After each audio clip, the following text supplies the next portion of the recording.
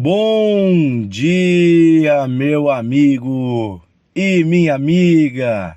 Que bom estarmos juntos hoje em mais um devocional de fé. Este momento em que nós paramos a nossa rotina para meditar na palavra de Deus, na Bíblia, para ouvir a voz do Senhor, para aquecermos o nosso coração na presença daquele que pode todas as coisas, que é o nosso Criador, o nosso Deus, o nosso Pai, o nosso amado, o nosso Senhor. Sim, a Ele seja toda a glória pelos séculos dos séculos. Amém? Queridos, estamos meditando juntos no livro de Atos. Estamos lendo o capítulo 1 ainda do livro de Atos. Começamos no dia 2 de janeiro esta meditação no livro de Atos. Se você não ouviu os primeiros episódios desse ano, convido você a ouvir, porque nós vamos meditar em todo o livro de Atos nesse início de ano. O livro de Atos nos conta o que o Espírito Santo fez lá no início por meio da igreja, de homens e mulheres como eu e você, cheio de falhas e defeitos, mas que ele escolheu para realizar a sua obra. E como nós vimos ontem, quando os discípulos se reuniram para orar e aguardar que o Espírito Santo os envolvesse, viesse do céu e lhes desse autoridade e poder para proclamar o Evangelho, estavam todos reunidos, eram 120 pessoas em um cenáculo, em uma sala de reuniões, E enquanto aguardavam, eles lembraram de Judas Iscariotes. Eles lembraram que faltava um entre eles. E falamos ontem um pouquinho sobre o que aconteceu com Judas. Se você não ouviu o devocional de ontem, é nosso convidado a ouvir. E no versículo 20 diz assim: E Pedro continuou, dizendo: Está escrito no livro dos Salmos: Fique deserta a sua morada, e não haja quem nela habite. Também está escrito que outro tome o seu lugar, o seu encargo.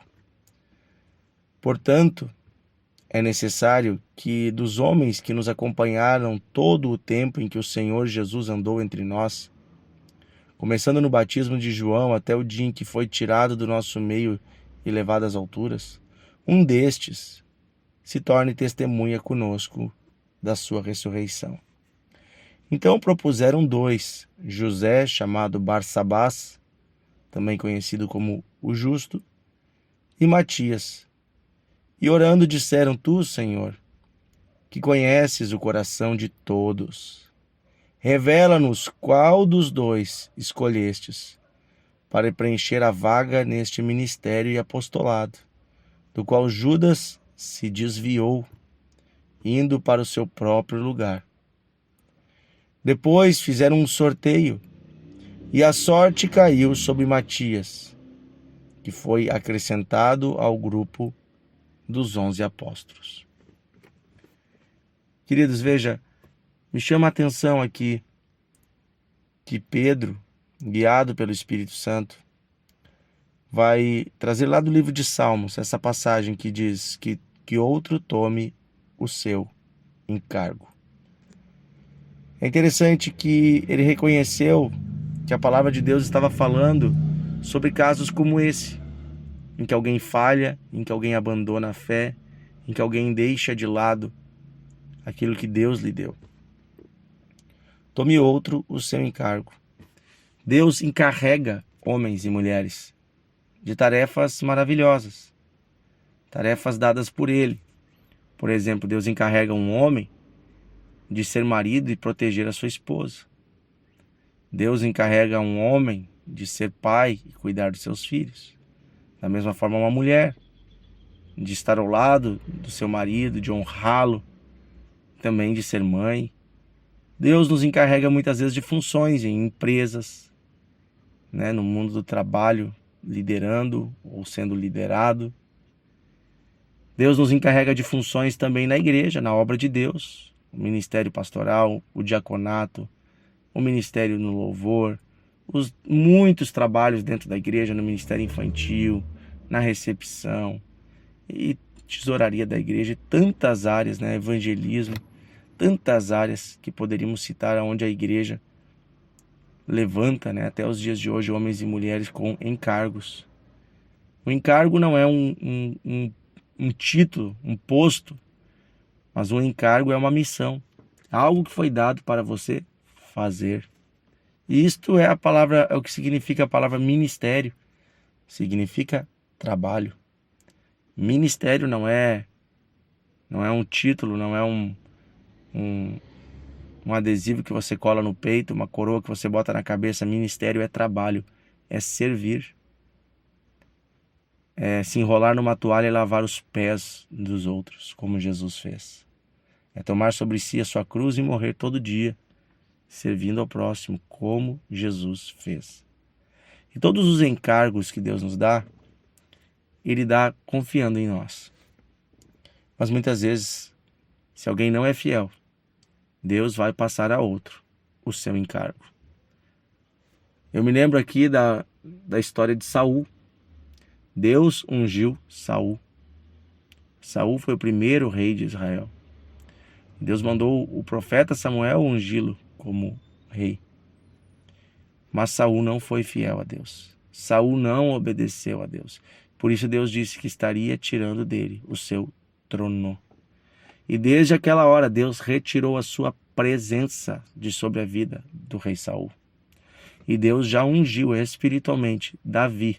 Naqueles dias, Deus mandou o profeta até a casa do menino, que era só um menino, mas que Deus já havia escolhido para ser o próximo rei de Israel. Saul é um exemplo de um homem que não foi fiel, que Deus tirou dele o seu encargo. Deus tirou dele o que havia lhe dado. A Bíblia está repleta de histórias como essa, de pessoas que começaram bem, mas que no meio do caminho mudaram de ideia. Amaram mais o mundo, amaram mais a posição, o dinheiro, o cargo, foram orgulhosos ao invés de humildes e acabaram com isso, sofrendo a retirada da unção de Deus. Vemos também pastores, tantas histórias, né, de pessoas que começaram muito bem. E a Bíblia nos adverte, melhor é o fim das coisas do que o seu começo. É mais importante terminar bem do que começar bem. Me chama a atenção isso, então, que os dons espirituais e os ministérios da igreja não são irrevogáveis.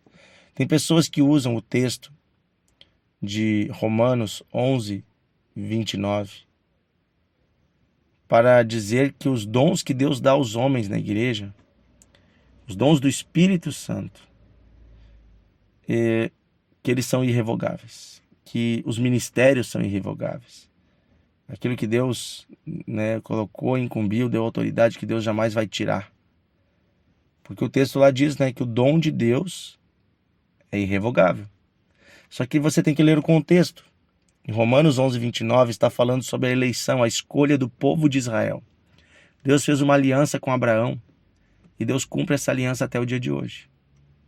Mas veja, a escolha de Deus, a eleição de Deus de Israel para ser o seu povo e a promessa de Deus de gerar em Israel um descendente que salvaria todas as nações, Deus cumpriu.